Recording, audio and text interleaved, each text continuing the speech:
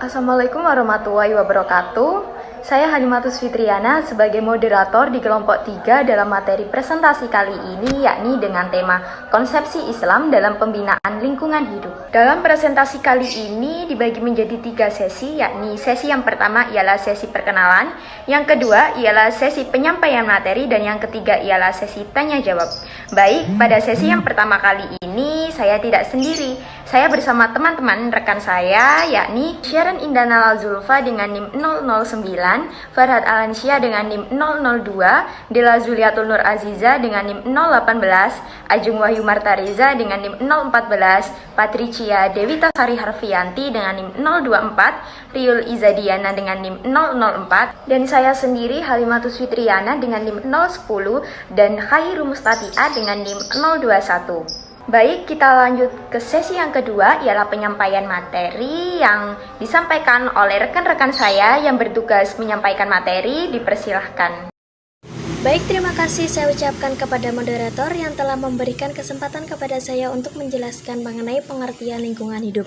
Sebelumnya, perkenalkan nama saya Sharon Indana Zulfa dengan nomor induk mahasiswa 009.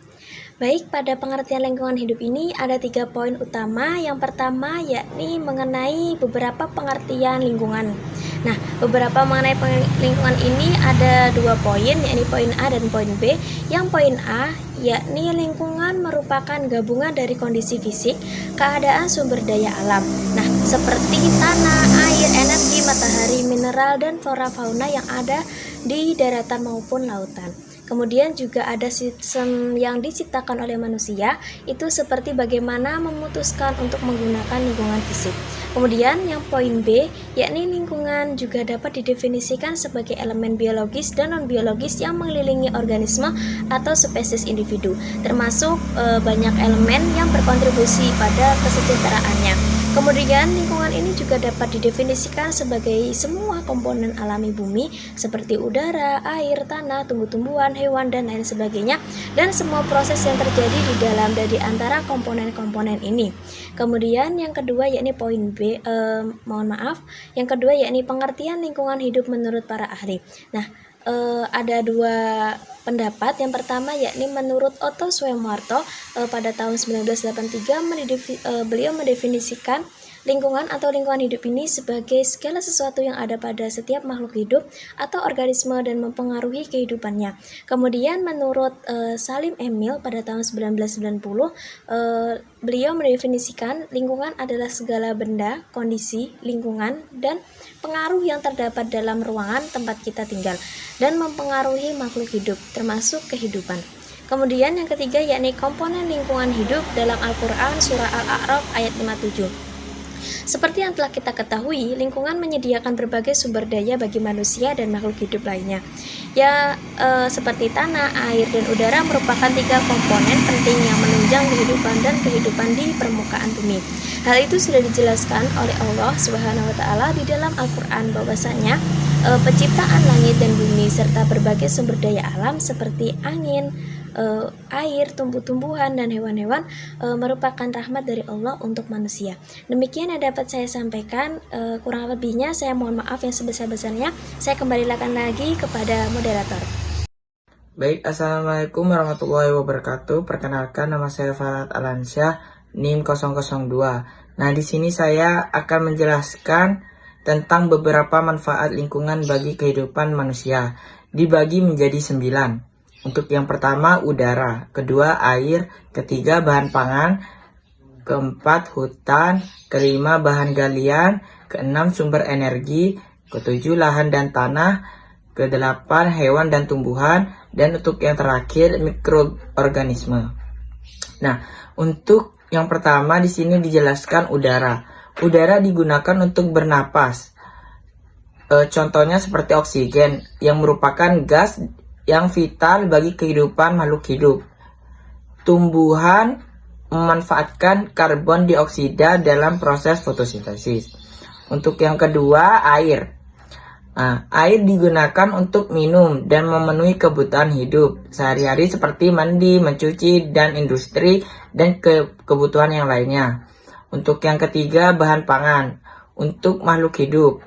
Untuk bahan pangan, lahan yang yang subur dan kaya nutrisi akan menghasilkan bahan pangan seperti padi, ketela, ubi, sayuran, buah-buahan, dan kelangsungan hidup manusia. Untuk yang keempat, hutan.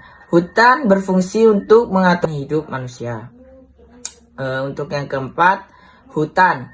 Hutan berfungsi untuk mengatur keadaan udara dan air. Hutan dapat menyediakan oksigen yang melimpah dan menyerap karbon dioksida sehingga suhu tidak terlalu panas. Untuk yang kelima, bahan galian. Bahan galian bila dimanfaatkan dapat meningkatkan pendapatan dan sebagai bahan baku industri. Seperti emas. Emas digunakan untuk perhiasan, minyak bumi, dan minyak bumi. Minyak bumi untuk bahan bakar. Kalau batu bara untuk energi. Untuk yang keenam, sumber energi seperti angin, tenaga matahari, air, panas bumi dapat dimanfaatkan untuk pembangkitan listrik. Untuk ketujuh, lahan dan tanah dapat dimanfaatkan untuk berbagai fungsi seperti pemukiman, perkotaan, dan lainnya. Dan untuk kedelapan, hewan dan tumbuhan dapat digunakan sebagai sumber makanan. Untuk yang terakhir, mikroorganisme berperan dalam mengurai sisa-sisa jasad hidup yang telah mati. Baik, sekian dari saya dan akan dilanjutkan oleh presentasi selanjutnya. Assalamualaikum warahmatullahi wabarakatuh. Perkenalkan, nama saya Dela Zuliatul Nur Aziza dengan NIM 2106411000018. Di sini saya akan menjelaskan tentang tujuan pendidikan lingkungan hidup. Seperti yang kita ketahui, manusia tak luput dari lingkungan hidup. Karena dalam lingkungan hidup sendiri, manusia menggantungkan aktivitasnya seperti tempat tinggal, makan, serta beraktivitas sehari-hari. Maka dari itu, kita sebagai manusia perlu belajar dan mengenali bagaimana cara menjaga kelestarian lingkungan hidup sejak dini. Karena hal tersebut sangat penting bagi kelangsungan kelestarian alam di sekitar kita agar tetap terjaga sampai generasi berikutnya. Pada tahun 1975, sebuah lokakarya internasional tentang PLH diadakan di Belgrade, Yugoslavia, yang telah menghasilkan pernyataan antara negara peserta mengenai PLH yang dikenal sebagai The Belgrade Charter. Nah, secara ringkas, tujuan pendidikan lingkungan hidup yang dirumuskan dalam Belgrade Charter tersebut memiliki 3 poin. Di antaranya yang pertama yaitu meningkatkan kesadaran dan perhatian terhadap keterkaitan bidang ekonomi, sosial, politik, serta ekologi, baik di daerah perkotaan maupun pedesaan. Yang kedua yaitu memberi kesempatan bagi setiap orang untuk mendapatkan pengetahuan, keterampilan, sikap maupun perilaku, serta motivasi dalam bekerja secara individu maupun kolektif untuk menyelesaikan masalah lingkungan yang ada di sekitar mereka. Yang ketiga yaitu menciptakan satu kesatuan atau pola tingkah laku yang baru bagi individu, kelompok dan masyarakat terhadap lingkungan hidup tersebut. Nah, dari situ dapat disingkat tujuan utama dari mata pelajaran pendidikan lingkungan hidup itu adalah agar peserta atau manusia yang mengikuti tentang pelajaran tersebut dapat memperoleh pengalaman bagaimana cara kita belajar mengenai perlindungan dan pengelolaan lingkungan hidup di sekitar kita, agar lingkungan hidup di sekitar kita itu dapat terjaga dengan baik di tangan generasi muda dan kelestariannya akan berlangsung dengan lancar dan tidak ada kerusakan lingkungan di kedepannya. Sekian penjelasan dari saya, kurang lebihnya mohon maaf. Wassalamualaikum warahmatullahi wabarakatuh. Baik, di sini saya akan menjelaskan tentang implementasi. Implementasi adalah kegiatan yang dilakukan dengan perencanaan dan mengacu kepada aturan tertentu untuk mencapai tujuan suatu kegiatan. Intinya, implementasi dapat dilakukan bila sudah terdapat rencana atau konsep acara yang hendak dilakukan. Hasil implementasi dari acara tersebut diharapkan mencapai tujuan secara maksimal dan tidak mengecewakan orang-orang yang menantikannya. Tujuan dari implementasi adalah untuk menerapkan dan mewujudkan rencana yang disusun menjadi bentuk nyata. Hal itu karena dalam menyusun suatu rencana disusun pula tujuan-tujuan yang akan dicapai. Dengan demikian, implementasi secara praktis bisa dikatakan sebagai cara untuk mencapai tujuan-tujuan tersebut. Di samping itu, tujuan implementasi secara teknis juga berarti menguji penerapan kebijakan yang tertuang dalam rencana yang sudah disusun. Contoh penerapan implementasi ialah usaha juru pendidik di Indonesia untuk menerapkan nilai-nilai Pancasila pada anak didiknya. Bisa juga diamati ketika orang tua mendidik anak. Bila dalam lingkungan pengusaha, maka implementasi dapat dirasakan dari cara mengolah sumber daya manusia di dalam perusahaan tersebut. Apakah memperhatikan kesejahteraan mereka? Apakah berhasil membuat sistem perusahaan lancar hingga perusahaan untung miliaran rupiah? Misalnya seperti itu. Saya Patricia Dewita Saryaprianti dengan NIM 024. Di sini saya akan menjelaskan tentang etika. Pengertian etika, moral, dan akhlak. Etika adalah sebuah tantangan perintah berdasarkan suatu sistem dan tata nilai suatu masyarakat tertentu. Etika lebih banyak dikaitkan dengan ilmu atau filsafat, karena itu yang menjadi standar baik atau buruk adalah akal manusia. Jika dibandingkan dengan moral, maka etika lebih bersifat teoritis, sedangkan moral bersifat praktis. Moral bersifat lokal atau khusus dan etika bersifat umum. Moral berasal dari bahasa Latin mores yang berarti adat kebiasaan. Moral selalu dikaitkan dengan ajaran baik buruk yang diterima atau masyarakat, karena adat istiadat masyarakat menjadi standar adalah menentukan baik dan buruk suatu perbuatan akhlak yang berasal dari kata khuluq yang berarti perang atau tabiat. Dalam Kadus Besar Bahasa Indonesia, kata akhlak diartikan sebagai budi pengerti atau kelakuan. Dapat didefinisikan bahwa akhlak adalah daya kekuatan jika perbuatan dengan mudah, spontan, dipikirkan dan dengan demikian, akhlak pada dasarnya adalah sikap yang melekat pada diri seseorang secara spontan diwujudkan dalam tingkah laku atau perbuatan. Apabila perbuatan spontan itu baik menurut agama, maka tindakan itu disebut akhlak yang baik atau akhlakul karimah atau akhlak mahmudah. Misalnya jujur, adil, rendah hati, pemurah, santun, dan sebagainya. Sebaliknya, apabila buruk disebut perbedaan akhlak, moral, dan etika. Perbedaan antara akhlak dengan moral dan etika dapat dilihat dari penentuan atau dasar standar ukuran baik atau buruknya yang digunakan. Standar baik dan buruk akhlak berdasarkan Al-Quran dan Sunnah Rasul, sedangkan moral yang dalam etika berdasarkan adat istiadat suatu masyarakat. Jika masyarakat menganggap suatu perbuatan itu baik, maka baik pula nilai perbuatan itu. Dengan demikian, standar nilai moral dan etika bersifat lokal dan temporal, sedangkan standar akhlak bersifat universal dan abadi. Dalam pandangan Islam, akhlak merupakan cermin dari yang ada dalam jiwa seseorang. Karena itu, akhlak yang baik merupakan dorongan dari keimanan seseorang.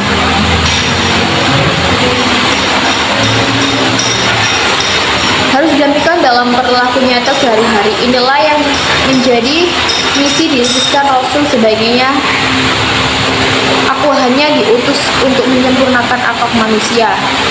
Hadis riwayat Ahmad. Secara dapat dikaitkan bahwa akhlak yang baik pada dasarnya akumulasi dari akidah dan syariat yang bersatu secara utuh dalam diri sendiri. Apabila akidah telah mendorong melaksanakan syariat, akan akhir ke akhlak yang baik, atau dengan kata lain akan merupakan perilaku yang tanpa apabila syariat Islam yang telah dilaksanakan berdasarkan akidah, akal kepada Allah, sesama manusia, dan lingkungan. Fungsi etika terbagi menjadi beberapa macam. Yang pertama yaitu sebagai tempat untuk mendapatkan pandangan atau perspektif kritis yang berhadapan langsung dengan berbagai suatu moral yang membingungkan. Guna pandangan atau orientasi etis ini perlu adanya mengambil suatu sikap yang wajar dalam situasi dan kondisi masyarakat yang majemuk, guna memperlihatkan suatu keterampilan berpikir jernih, yaitu suatu kebolehan untuk berguna presentasi secara kritis dan situasional, berfungsi sebagai pembeda mana yang boleh diubah dan mana yang tidak boleh diubah. Berfungsi menyelidiki suatu konflik atau permasalahan hingga akar-akarnya.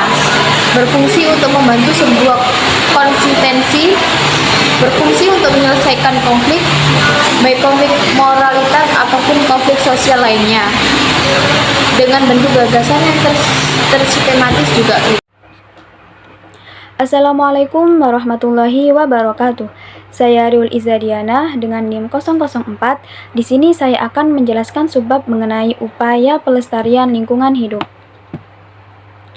Menurut Arif Zulkifli dalam kutipan bukunya mengatakan bahwasanya upaya pelestarian lingkungan hidup merupakan suatu rangkaian usaha untuk memelihara berlangsungnya daya dukung dan daya tampung lingkungan hidup. Berbagai upaya dalam melestarikan lingkungan hidup sudah seringkali diketahui oleh orang banyak. Akan tetapi, untuk penerapannya masih banyak manusia dan juga masyarakat yang tidak menghiraukan hal tersebut. Mengingat karena semua pencemaran lingkungan dan juga kerusakan di alam ini disebabkan oleh ulah tangan manusia itu sendiri, maka dalam pelestarian lingkungan hidup haruslah diingat hal-hal yang berhubungan dengan kerusakan pelestarian lingkungan hidup, seperti menebang pohon secara liar, membuang sampah sembarangan, polusi udara yang disebabkan oleh pabrik-pabrik yang tidak bertanggung jawab, dan juga perbuatan maksiat yang dapat mengakibatkan penyakit sosial. Adapun upaya pelestarian lingkungan hidup adalah dari kesadaran manusia itu sendiri. Hal-hal yang harus diperhatikan dalam pelestarian lingkungan hidup diantaranya yaitu tidak berlebihan dalam menebang pohon dan juga harus segera menggantikan pohon-pohon yang sudah ditebang dengan pohon-pohon yang baru. Yang kedua yaitu memanfaatkan sampah dan limbah industri dengan menjadikan sesuatu yang bermanfaat. Yang ketiga yaitu mengurangi segala kegiatan yang bisa mencemari udara. Yang terakhir yaitu menegakkan amar ma'ruf nahi mungkar dengan mengembalikan kepada ajaran agama Islam. Ada beberapa hal yang harus diketahui dalam upaya pelestarian lingkungan hidup. Upaya pelestarian lingkungan hidup ini tidak hanya dilakukan secara lahiriah, melainkan dari kesadaran dan juga dari hati nurani manusianya itu sendiri, dan juga tidak lepas dari keimanan seorang manusia. Amar ma'ruf nahi mungkar adalah dua kata umum. Yang pertama, mencakup segala perbuatan yang faedah dan barokahnya kembali kepada pribadi dan masyarakat, serta di dalamnya tidak ada paksaan dan hal buruk lainnya. Upaya melestarikan lingkungan hidup sebagaimana yang telah diuraikan di atas akan tercapai jika manusia sungguh-sungguh berusaha membangun dan menanamkan suatu budaya pelestarian lingkungan hidup pada dirinya. Dengan semangat budaya pelestari, manusia senantiasa mempertimbangkan segi baik dan buruknya dalam mempergunakan hasil alam. Segi yang baik bahwa manusia bertindak selektif dan mengambil apa yang memang dibutuhkan tanpa bersikap boros. Dengan demikian, manusia dengan sendirinya merasa sebagai bagian dari alam yang mesti dijaga kelestariannya. Salah satu hal yang perlu dilakukan adalah menanamkan budaya pelestarian tersebut kepada masyarakat yang ada di sekitar kita. Misalnya dengan pemberian porsi yang cukup tentang persoalan lingkungan hidup agar terbangunlah semangat kesadaran untuk menghargai dan menghormati lingkungan tempat tinggalnya. Tidak sebatas itu saja, tetapi perlu juga membiasakan keluarga-keluarga kita maupun orang terdekat kita terlibat dalam upaya-upaya pelestarian lingkungan hidup. Peran serta manusia sebagai khalifah di bumi dalam melestarikan lingkungan hidup sangat dianjurkan. Selain manusia bertanggung jawab pada dirinya sendiri dan hartanya, dia juga harus memikul tanggung jawab terhadap sesama makhluk hidup lainnya dan seluruh alam yang ada di muka bumi ini. Karena pada dasarnya, manusia sebagai khalifah di bumi ialah untuk dapat memakmurkan bumi, yaitu alam yang paling dekat dengan manusia, dengan jalan amal terbaik atau karya kreatif dari manusia itu sendiri. Kunci keberhasilan dalam menangani melestarikan lingkungan hidup adalah faktor manusia yang menentukan itu semua. Dengan memberikan tempat secara wajar terhadap makhluk hidup lainnya, juga sesama manusianya di bumi ini, dalam penggunaan sumber daya alam, hendaklah jangan berlebih-lebihan atau rakus, tetapi hendaklah dapat melestarikan dan memelihara keseimbangan takaran yang telah ditentukan Sang Pencipta, yaitu Allah Subhanahu wa Ta'ala. Karena pada dasarnya, dalam Al-Quran, Allah sudah banyak berfirman mengenai ayat-ayat yang menganjurkan manusia sebagai khalifah di bumi untuk bisa menjaga dan juga melestarikan lingkungan hidup yang ada di sekitarnya. Selain itu juga dapat mengembangkan akal dan rasa yang bertujuan membawa manusia kepada tauhid sebagai prinsip asas Islam dan yang lebih utama yaitu dapat mensyukuri nikmat Allah yang telah diberikan kepadanya. Adapun dampak terjadinya ketidakseimbangan antar perilaku manusia terhadap pelestarian lingkungan hidup, yaitu dapat mengakibatkan terjadinya kerusakan kehidupan dan juga lingkungannya. Jadi kesimpulannya, sebagai manusia khalifah di bumi, seharusnya kita bisa menjaga dan juga melestarikan lingkungan hidup. Kita harus bisa menerapkan ayat-ayat Al-Quran yang menganjurkan manusia untuk hidup tidak boros dan juga menghemat segala energi yang ada di muka bumi ini, dan juga harus saling memahami antara makhluk hidup yang lainnya. Melestarikan lingkungan hidup itu sangat penting buat kelestarian anak cucu kita nanti. Mungkin itu saja yang dapat saya sampaikan. Kurang lebihnya saya mohon maaf. Saya kembalikan kepada teman-teman saya yang melanjutkan untuk presentasi. Pandangan agama Islam terhadap lingkungan hidup. Menurut Islam, pandangan terhadap alam semesta bukan hanya berdasarkan akal semata. Alam semesta difungsikan untuk menggerakkan emosi dan perasaan manusia terhadap keagungannya Al-Khaliq, kekerdilan manusia, di hadapannya dan pentingnya ketundukan kepadanya. Artinya, alam semesta dipandang sebagai dalil khalqi yang menunjukkan keesaan dan ketuhanan Allah. Allah Subhanahu wa Ta'ala telah mengatur semua proses penciptaan bumi dan Allah telah memberitahukannya kepada umatnya mengenai penciptaan bumi dan alam semesta melalui Al-Quran. Penciptaan alam semesta merupakan salah satu tanda-tanda kekuasaan Allah Subhanahu wa Ta'ala. Tidak sedikit ayat Al-Quran mengajak kita untuk merenungkan ciptaannya, tak terkecuali tentang alam semesta.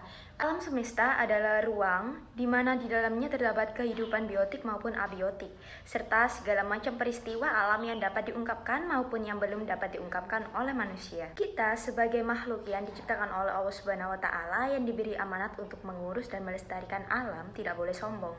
Harus selalu bersyukur karena korelasi antara alam dengan manusia begitu erat. Sehingga apa yang diperbuat manusia terhadap alam, maka demikian pula alam akan berbuat kepada manusia. Agama sebagai device yang ditetapkan Tuhan kepada manusia untuk mengontrol segala perbuatan manusia, begitupun menyerukan kepada manusia untuk bersikap bijaksana kepada alam. Di antara dalil ajakan agama, terutama Islam, untuk tidak boleh sombong. Harus selalu bersyukur karena korelasi antara alam dengan manusia begitu erat. Sehingga apa yang diperbuat manusia terhadap alam, maka demikian pula alam akan berbuat kepada manusia. Agama sebagai device yang ditetapkan Tuhan kepada manusia untuk mengontrol segala perbuatan manusia, begitupun menyerukan kepada manusia untuk bersikap bijaksana kepada alam.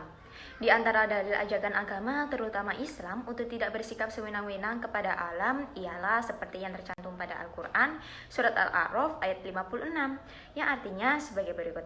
Dan janganlah kamu membuat kerusakan di muka bumi sesudah Allah memperbaikinya, dan berdoalah kepadanya dengan rasa takut dan harapannya sesungguhnya untuk dikabulkan. Sesungguhnya rahmat Allah amat dekat dengan orang-orang yang berbuat baik. Oleh karena itu, menjaga kelestarian alam itu sangat penting bagi kelangsungan hidup untuk makhluk hidup yang ada di dalamnya. Terutama manusia dalam menjalani hidup sangat bergantung pada alam. Mekanisme alam artinya sunatullah, ialah ketentuan-ketentuan Allah sebagai hukum yang mengatur alam semesta ini beserta isinya. Allah menciptakan alam semesta beserta isinya dilengkapi dengan hukum-hukum alias sunatullah. Dan jika hukum-hukum tersebut dilanggar, maka alam akan hancur. Itulah hakikat sunatullah yang telah ditentukan oleh Zat yang Maha Tinggi sebagai Sang Pencipta. pengatur, dan tempat kembali seluruh alam. Maka dari itu, kita selaku makhluk yang ada di alam semesta. Baik, di sini saya akan menjelaskan mengenai prinsip-prinsip yang bisa menjadi pegangan dan tuntunan bagi perilaku manusia ketika berhadapan dengan alam. Baik perilaku tersebut dilakukan secara langsung ataupun perilaku manusia namun berdampak buruk terhadap alam.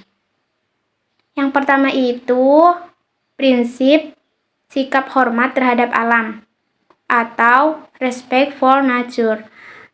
Sebagaimana telah dijelaskan di dalam Al-Quran surah Al-Anbiya ayat 107 yang artinya, dan tiadalah kami mengutus kamu melainkan untuk menjadi rahmat bagi semesta alam. Dari ayat di atas dapat diartikan bahwa Nabi Muhammad SAW sendiri diutus di muka bumi oleh Allah Subhanahu wa Ta'ala sebagai rahmat yang artinya bermanfaat bagi alam serta makhluk-makhluk yang terkandung di dalamnya.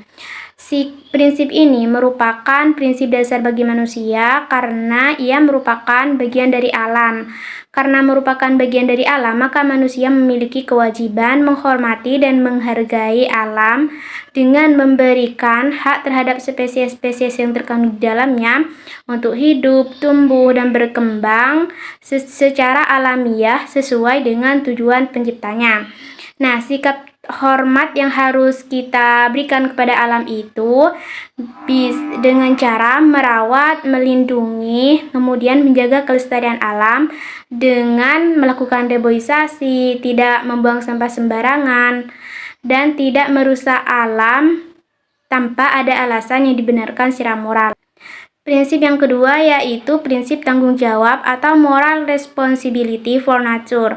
Kita sebagai manusia tentunya harus memiliki tanggung jawab terhadap alam karena kita diciptakan di muka bumi ini sebagai khalifah yang merupakan bagian dari alam. Dan alam ini merupakan ciptaan Allah Subhanahu wa Ta'ala yang diciptakan sebagai tempat tinggal manusia serta makhluk-makhluk lainnya dan untuk memenuhi kebutuhan manusia sendiri. Setidaknya alam ini memiliki harga dan bernilai tinggi bagi kehidupan manusia. Maka manusia harus memiliki rasa tanggung jawab terhadap alam.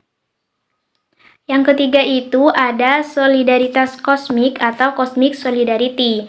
Nah, dalam prinsip ini perspektif ekofeminisme, manusia mempunyai kesadaran bahwa ia memiliki kesamaan kedudukan atau sederajat dengan alam dan makhluk-makhluk yang terkandung di dalamnya, di mana di dalam dirinya itu timbul rasa solidaritas terhadap alam sehingga ia bisa mengontrol perilaku dirinya sendiri ataupun orang lain dalam batas-batas keseimbangan kosmis serta mendorong manusia untuk mengambil kebijakan dan memanfaatkan alam yang positif dan tidak setuju terhadap tindakan-tindakan yang nantinya akan merusak alam baik untuk dirinya sendiri ataupun orang lain, seperti melakukan tebang pilih pohon, tidak mengeksploitasi sumber daya alam secara berlebihan, kemudian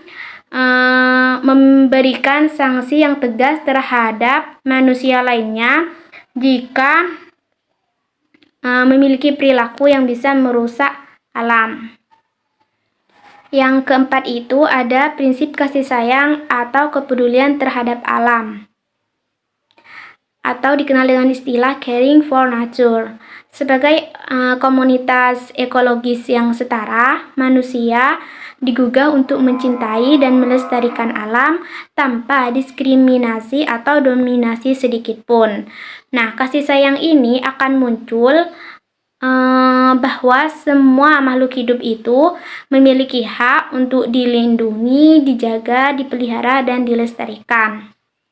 Hal tersebut terjadi karena manusia telah sadar bahwa dirinya sendiri itu bergantung pada alam sekitar, seperti sumber daya alam yang merupakan sebagai penunjang kehidupan mereka, seperti udara, air, tanah yang merupakan sumber utama kehidupan mereka sendiri. Lingkungan yang sehat itu tercipta jika manusia dan lingkungannya dalam kondisi baik dan tergantung pada moral etika manusia di dalam memperlakukan alam dan menjaganya. Contoh kepedulian dan kasih sayang manusia terhadap alam seperti menanam pohon sedini mungkin yang walaupun nantinya manfaatnya tidak digunakan diri sendiri tetapi akan digunakan pada generasi selanjutnya. Prinsip yang kelima itu tidak merugikan alam atau no harm. Nah, yang dimaksud tidak merugikan alam ini tidak merugikan atau mengancam eksistensi makhluk hidup yang berada di alam sendiri, seperti jika kita melakukan penangkapan ikan yang dilakukan dengan cara pengeboman, maka hal tersebut dilarang karena bisa merusak eksistensi alam sendiri. Yang prinsip yang keenam itu ada prinsip hidup sederhana dan selaras dengan alam, di mana prinsip ini menganjurkan kepada manusia agar hidup dengan standar material, tidak berlebih-lebihan. Yang ketujuh itu ada prinsip keadilan, yaitu prinsip yang digunakan oleh manusia untuk berperilaku adil terhadap manusia lainnya dengan yang nantinya berkaitan dengan alam, serta sistem sosial yang harus diatur agar berdampak positif bagi kelestarian lingkungan alam. Seperti memberikan sanksi bagi orang-orang yang melakukan penebangan pohon secara berlebihan tanpa ada alasan yang bisa dibenarkan secara moral. Yang kedelapan itu prinsip integrasi moral, di mana pejabat publik di sini dituntut untuk memiliki sikap dan perilaku moral yang terhormat serta menunjang teguh untuk mengamankan kepentingan publik keterkaitannya dengan sumber daya alam. Seperti orang yang diberikan analisis mengenai dampak lingkungan. Misalnya pejabat publik yang diberikan tugas untuk menganalisis dampak lingkungan itu harus menjalankan tugasnya dengan baik demi baik. Sekian dari saya. Untuk selanjutnya saya serahkan kepada moderator. Sekian penyampaian materi dari kelompok kami. Kita lanjut sesi yang ketiga, ialah sesi tanya jawab. Kami membuka 3 pertanyaan untuk teman-teman yang ingin bertanya, dipersilahkan. Terima kasih.